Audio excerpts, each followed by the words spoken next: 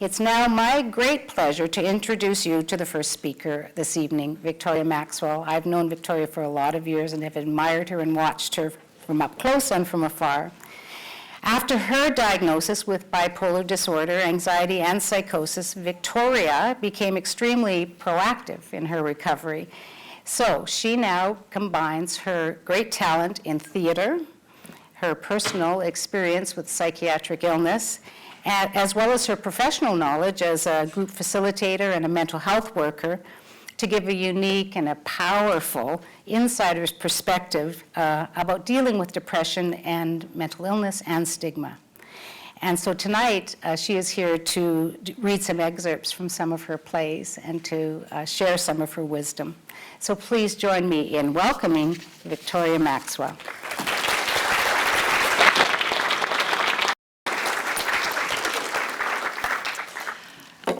Good evening. It's really wonderful to be here. As many of you know, and as you just heard, mental illness is very close to my heart. Not only because I live with mental illness, but many of my family members do as well.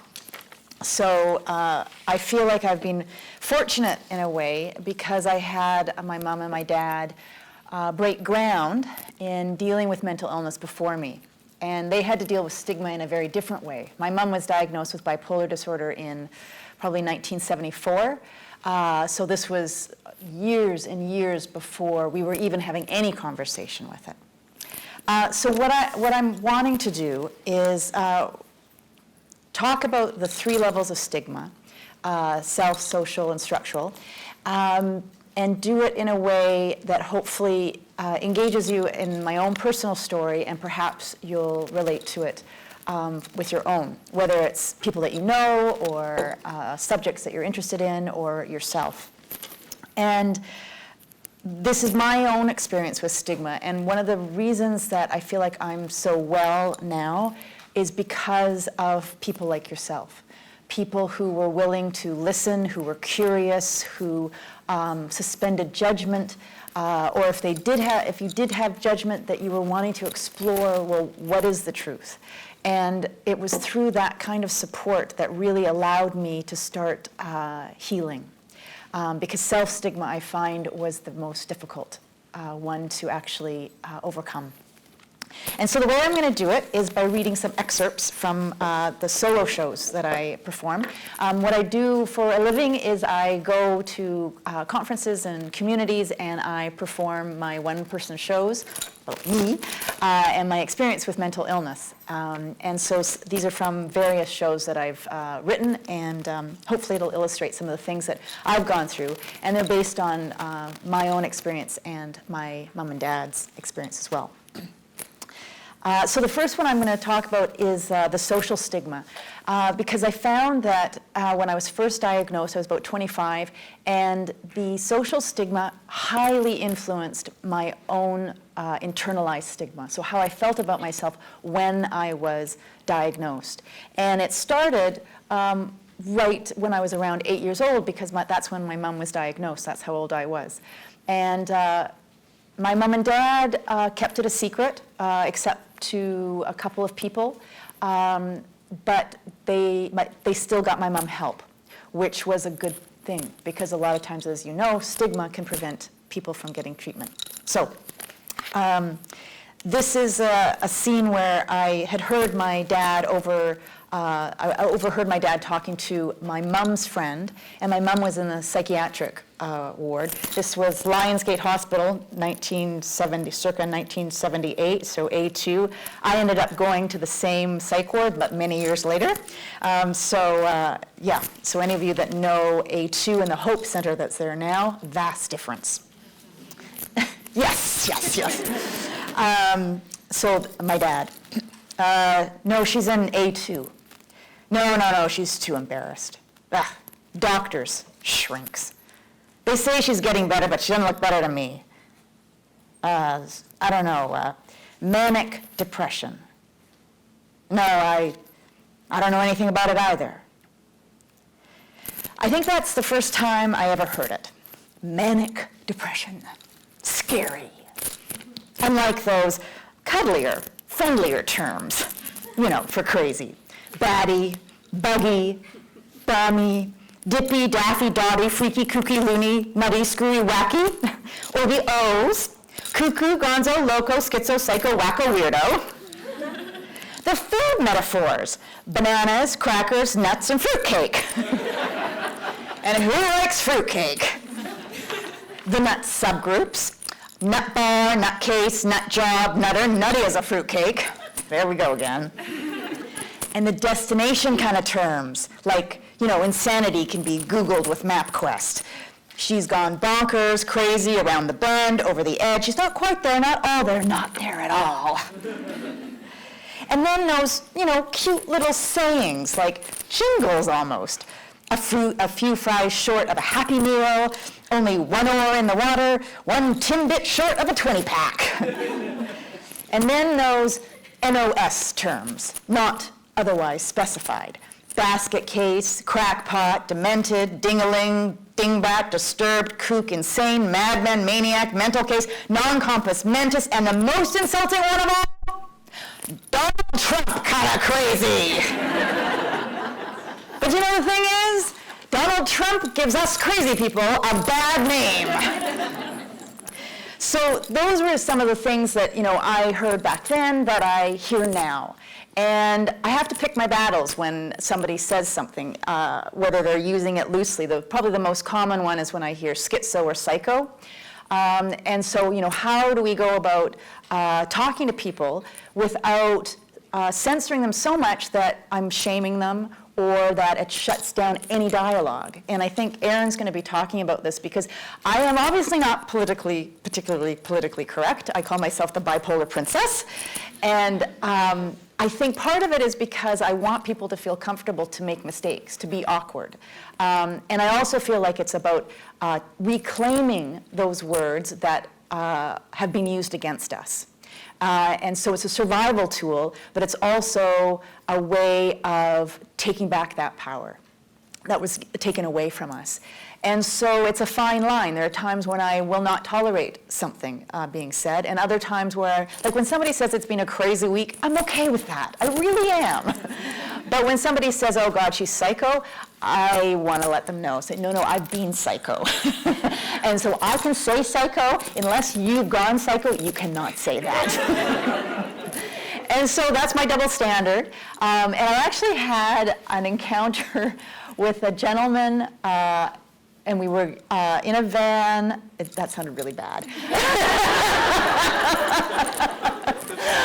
Let me backtrack. I was on a plane, and we were taking a shuttle from the airport, but still sounds really bad, to the hotel. And there was a group of us, and he and the stewardess, or the flight attendants, and he happened to be the captain. And so we were talking, and he asked what I did, because I knew what he did. He was the captain of the airplane. And he had the cap and everything, and the little wings. And I said, well, I talk about mental illness. He went, oh. And I said, yeah, I have bipolar disorder. I said, oh, are you cured now? And I thought, okay, this is like a teachable moment, right? And he said, so, like, are you on medication? And I wanted to somehow say, I was, but I'm not anymore. But I didn't. And so, but we had this conversation about what it meant to be on medication, what it meant to be, cured, or what it was, and his ideas. And so it was really interesting. And, he was able to just be himself. And I think that's really part of the language we use, but also the language of how we heal stigma is really essential. So it's about letting other people in and being inclusive and not shaming, because I have enough shame as it is walking around. I'll take that back. I don't feel shame because of the mental illness I have. But the shame that I've experienced, I don't want anybody to feel that kind of shame in any form, whether it's to do with mental illness or not, or ignorance. Because ignorance is it's ignorance. That's all it is. It's just a lack of information. So I'm going to check the time. How much time do I have? I'm good? Good. Okay. So, and then I wanted to just do a little bit more of the social stigma that really influenced how I felt about myself as I was learning to accept the illness, because it really took 5 years before I was willing to sort of participate in my own recovery.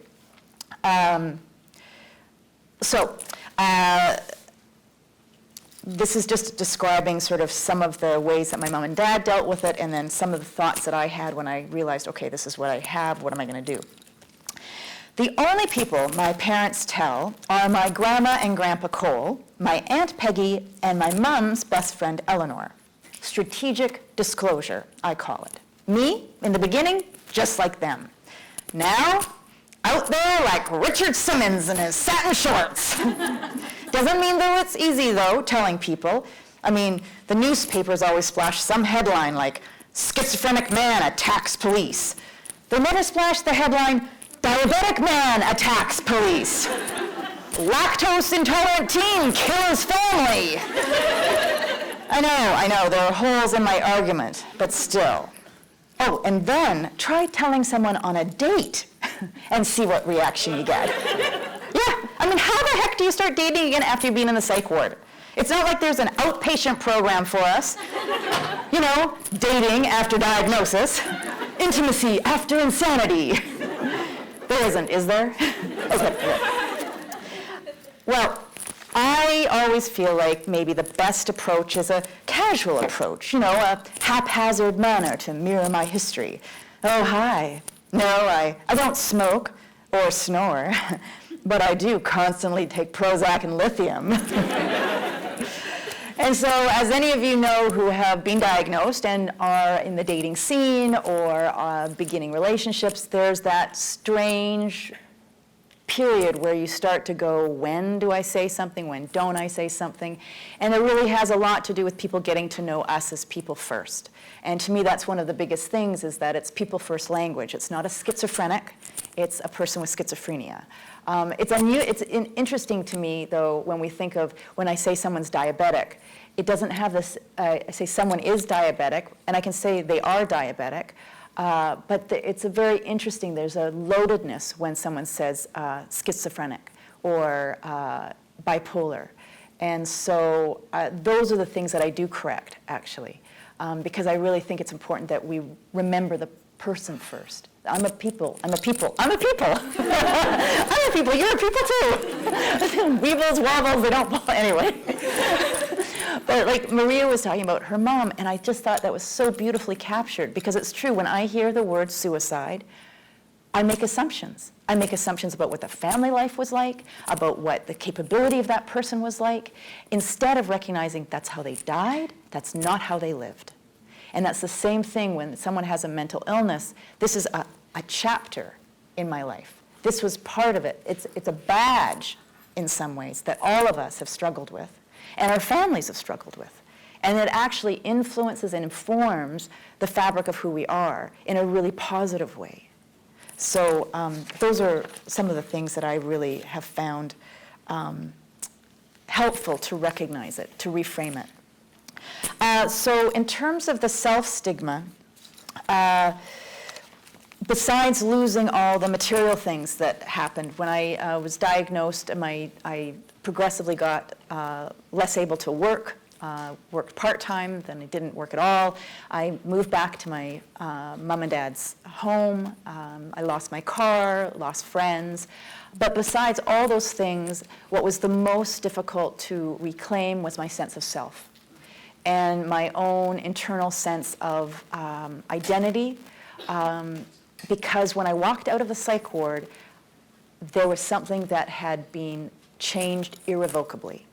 Now, that doesn't mean that what changed I could not develop into something else. It meant that it needed to be brought into my life in a new way. And that took a long time, and it took people like yourself, support people, healthcare providers, to reflect back to me the image of myself that I couldn't hold for myself at the time. And so I think Stephen's going to be talking about some of the things that we can do for ourselves and others in order to really shift that broken sense of identity, because that was really what was ravaged the most. So I'm going to just read a few others. this is a little bit about sort of with all the social stigma I was aware of with my mom. My mom was able to go back to work part-time. Still the preconceived ideas that I had. And one of the things, talking about the media, is that we have one point of reference, the general public does, of mental illness usually. It's usually from newspapers, tragedies, sensationalized headlines. We don't get the actual broad picture of who has mental illness, how people who have mental illness are functioning. And the ironic thing is, there are neighbors, there are family, there are teachers, there are lawyers, there's all these different people, but we don't talk about it because we fear the repercussions. And if we talked about it, the repercussions at some point would be less and less. So it's a self-perpetuating problem. So events like these, really important. Okay, so this is when my mom was finally diagnosed, and they found something that worked for her because she struggled for quite a number of years. Then they finally find a name for it, manic depression, the 70s. And lithium, that plain Jane, unremarkable element, stupid little salt compound, becomes her lifeline. My mom was a willing pioneer into the rugged lithium landscape, happy to have finally found what was wrong with her, even happier that there was medication for it. Me, complete opposite. I don't want to be associated with what's wrong with my mom. I don't like the labels, don't want the drugs. I mean, we have whole junkets of celebrities who speak out against psychiatric medication. Kirstie Alley, Juliette Lewis, John Travolta, Tom Cruise. And Tom says that the medication that Brooke Shields took for her postpartum depression only masks the problem. And as he tells us, there's no such thing as chemical imbalance. This coming from a man who jumps up and down on couches on national TV. I'm 27, a year and a half after the psychotic orange sneaker episode. It's twilight, dead quiet. My roommates are sleeping. I'm in the kitchen. I can't sleep because I don't want to go into it. It's pointless. I'm stupid, a loser, an idiot. I'm stupid, a loser, an idiot. I'm stupid, an idiot, a loser. This has been in my head, my body for weeks now. Therapy, support groups, journaling, talking, more talking, but nothing makes any difference. And I can see my future. I will move in with my parents, never get married, never have children, never have any money of my own, instead get a weekly allowance from my parents, never keep a job. All my friends will be alumni from the psych ward. I will always take public transit, and I will never be able to have a drink or have fun except when my mom and I play double solitaire, which actually is sort of fun. Don't expect recovery. Be satisfied with a social life that consists of going to Applebee's on senior Sundays. But I can stop it, dead in its tracks, so to speak. So those were some of the images that I had that I really felt that the life that as I knew it was over, and there was only a certain level of recovery. And I think that's one of the things that has been changing, is that the idea that recovery is possible, and it shouldn't just be an exception, it should be expected. And every level of recovery is relative. So that may not mean someone works full-time. It doesn't necessarily mean that they live independently, but it means there's a certain quality of life that is expected. And I think for many years we have let down people who have mental illness, where we lower our expectations of what's possible. And what I really found was that the people around me believed that things were possible for me, and those were things that I didn't believe were possible for myself. And that is one way you can combat self-stigma, if you're not the person dealing with it, but by being someone, being an ally for someone.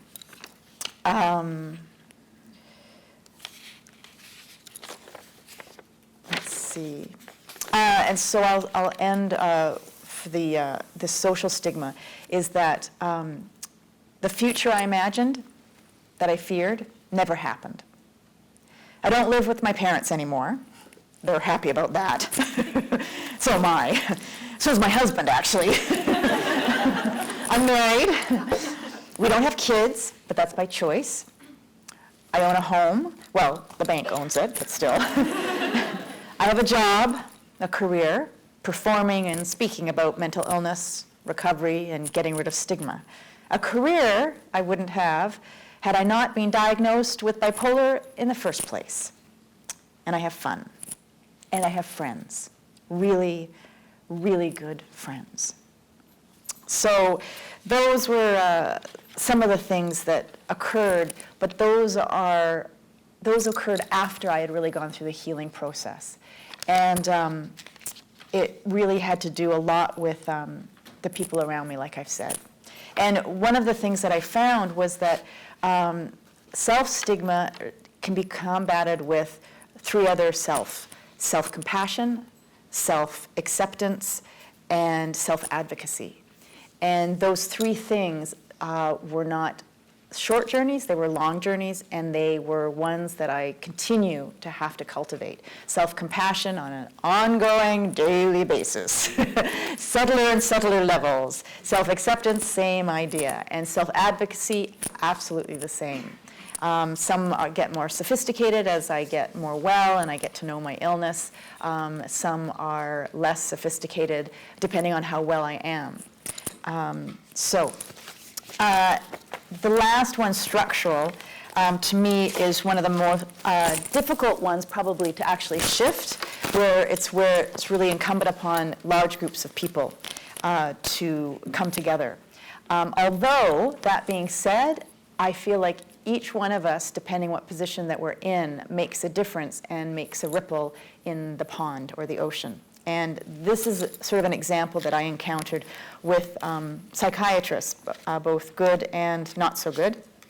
And so what I'm hoping to convey is the shift, because I find with structural stigma, what really was out of balance was the imbalance of power. There was a power dynamic that was not equitable.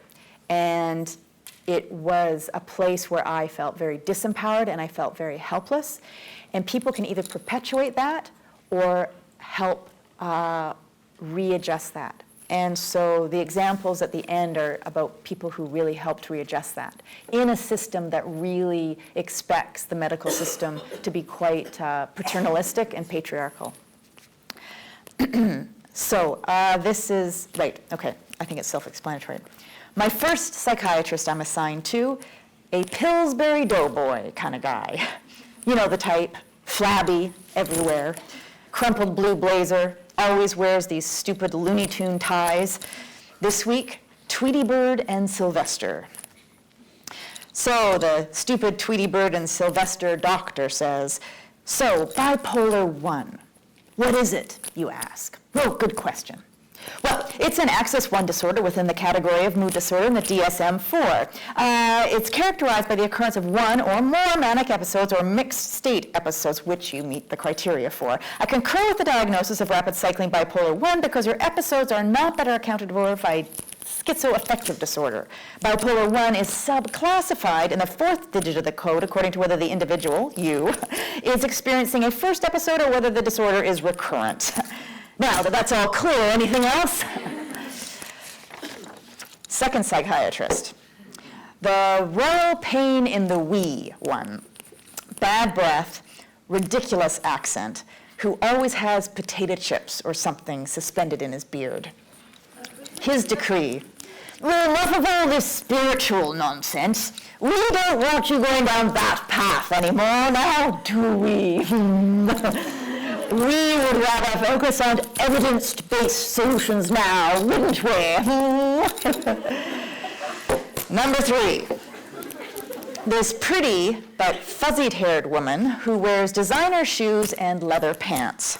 Each session, we talk more about her than me, like her 10 pounds that she gained during her Swiss holiday, whereas I'm on welfare and disability and haven't had a holiday in years. Those cheese fondues went straight to my hips. I can't fit into my Dolce & Gabbana pants. I'm a size 6 now. Complaining to me she's overworked, underappreciated, arriving late, leaving early, yawning and nodding off, and taking calls in our session. Oh, just put Snuggles in his kennel. Don't forget to feed him first, though. Oh, thanks, Judy. Dog walker. So, despite all my efforts, I never do find a psychiatrist who I, click with, or who clicks with me. Not until my 4th stay and last stay in the psych ward, where this angelic nurse tells me about a psychiatrist who does psychotherapy and treats his patients like partners. I take his number and call. First appointment. Victoria, welcome. Slender man, graying beard, baggy pants, and glasses. So far, nothing out of the ordinary, but I'm still wary, very wary. Welcome. You're Dr. Kelly. Call me Doug. Pardon? Is that even legal? Yes, it is. I try not to get people that I work with to do anything illegal until at least the next session. We both laugh. Okay, Dr. Doug, Kelly. You can still call me Dr. Kelly, your choice. Dr. Kelly. He looks at a file. I look at him looking at the file. Information from the hospital, medications you've tried, times you've been admitted, diagnoses. Do you want to see? Can I? It's like eavesdropping on myself. So, he says, it looks like you haven't found any meds that have really worked for you yet, huh? No. Well, he says, if you do decide you want to work with me, which you may not know for a few appointments, think of me as your research partner. I have expertise in areas you probably don't, but you have the most important knowledge. You and what is and isn't working for you. I think I like this guy. Damn it! And so, I work with him. And after many appointments, many dialogues, I agree to try medication again. And after what seems like endless trials and errors, we find something that works, really works. And we do therapy, really, really good therapy. And eventually, like my mom, I'm able to go back to work. So Dr. Kelly really changed the game for me. And I had 2 psychiatrists that did. So Dr. Kelly actually said, I'm your research partner. So we'll figure out, what you want to work on. I'll get information. You give me feedback. We'll adjust. We'll do this. So it was a real partnership, as opposed to some of my other experiences, which was in a very traditional medical system where the doctor knew best, the doctor made assessments, the doctor gave sort of the treatment plan, and I was to follow it. There was no dialogue. And I had another psychiatrist that did psychotherapy as well, and I had my first psychosis in a meditation retreat, and some of it was very personally profound for me. And so when I went, one of the reasons why it took me so long to accept the illness was that all of the psychiatrists and the hospital staff pathologized everything I went through. And what I went through was a blissful, euphoric experience that happened to get me to run down the street naked. So I knew some parts were not okay, but I also felt incredibly attuned to life or God or the universe and had some insights that really changed my life. And so I did not want to have to choose between having a mental illness and feeling like I had a spiritual experience. And when I met Dr. Dillon, I told him this, and he nodded and wondered if I had read Carlos Castaneda. And for any of you who know Carlos Castaneda, it's all about sort of the shaman's journey. And he suggested some others, and I said, how do you know about this stuff? And he says, I was a beatnik in the 60s. And he also helped me understand that I could have a mental illness, and I could also have a spiritual experience at the same time. And this was someone in a very traditional, he was like Mr. Rogers, right? He had a cardigan, he had loafers on, he was like 70 years old when I met him, and I thought, this guy's not gonna understand. He was the first person that really did, and because of that, I was willing to work with him and really be proactive in my recovery. And he was really willing to say, you know, if this doesn't work, fire me, we'll find you somebody else. And he was also the one who said, you know, you need to get back working. And I was like, what? No, you're crazy. Because I was in no way thinking that I could get back to work. And so he held this vision for me, like my parents, that really allowed me to see a vision that I felt had been, maybe not taken away, but it certainly had been blurred when I got into the psych ward. And being tied down to a gurney and shut up with drugs and everything, there's something that happens for any of you that have gone through it that really shifts. That there's something about being on a gurney and having your butt hanging out that just makes you feel a little different than everybody else. And made me feel different about myself. And so it was this incredible support that really allowed me to flourish. And so I'm standing here on many people's shoulders. And people who didn't give up on me when I had really given up on myself. So this is some way of me saying thank you to the nurses and the doctors who I did not say thank you to at the time. Actually didn't say very nice things at the time. And so I also want to thank you, because every time I have a chance to talk about this, there's a part of me that lights up and a part of me that heals a bit more. And it wouldn't be possible without individuals like you. So, yeah, thank you.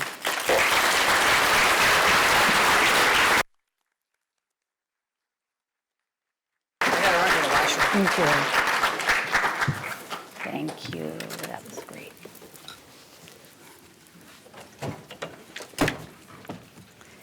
You are such a bright light in the world. There's no doubt about that. I was thinking about the story that you told about the pilot in the van, where you were with this guy in the van.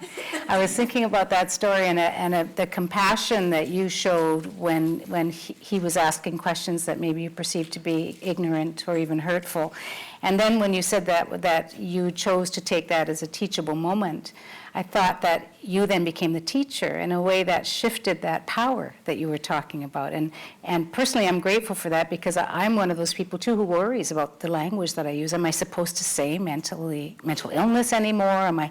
So, I think the more that's the way that you respond to people like me when I make mistakes, just to compassionately and generously say, I actually, when you say that, it offends me. I think that's probably a good tip for everybody. So thank you for that.